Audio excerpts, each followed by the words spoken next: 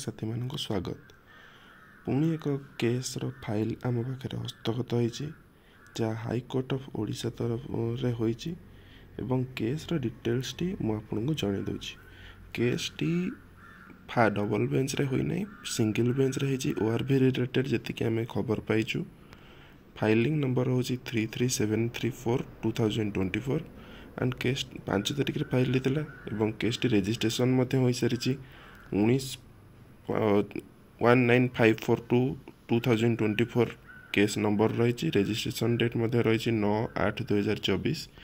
यह ओआरबी रिलेटेड रे case T होईची बोली जहाँ हमको जना पड़ी। सिंगल बेंच रे state Odisha district Bhadrak.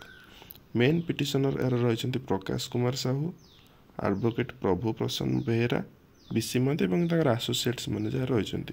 Petitioner मान आप देखने 12 जन पिटिशनर रही। बंकिम चंद्र मेहर, मुकेश मेहर, तापस कुमार पात्र, जगन्नाथ आचार्य, दीप्ति रंजन बारिक, प्रदीप कुमार बारिक, फकीर प्रधान, गोपाल नायक, मानस Ranjan Batra, Bidhan Chandra Mallik, Parthasarathi Behera.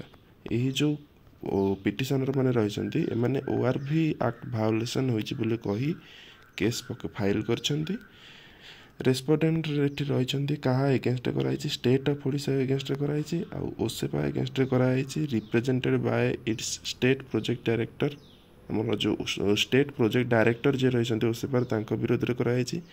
Case number T आसी ना, सबऑर्डिनेट कोर्ट इनफॉरमेशन आसी ना। आईए गोटे फाइल करा से केस को नहीं एवं यार डेट किसी आसी ना। कौ दिन डेट पड़ो हियरिंग डेट किसी आसी ना। यह जेहेतु सिंगल बेंच रे एत किसी टेंशन नबार नहीं। आपण मैंने जानते ओआरबी एक्ट केवे भी भायोलेसन होना, कारण जी पिला पाई समस्त निज मेरिट अनुसार पाई गवर्नमेंट गाइडलाइंस अनुसार पाई। कौन सी ओआरबी एक्ट भायोलेसन होना एति आपण समस्ते मन रखु। आपण मैंने आराम से निजे समस्ते करूँ आप ऑनलाइन काउंसलिंग। आपण मैंने कहीं भी व्यस्त हूँ ना। ऑनलाइन काउंसलिंग गला बेले आप समस्त डिटेल्स को ठीक भाव में देवे। यही ओआरबी एक्ट को लेकिन कौन व्यस्त हूँ ना। यह पुणी डिस्पोज हम सिंगल बेंच रे, कारण यार कौन सत्य नहीं कि कौन प्रकार प्रमाण नहीं।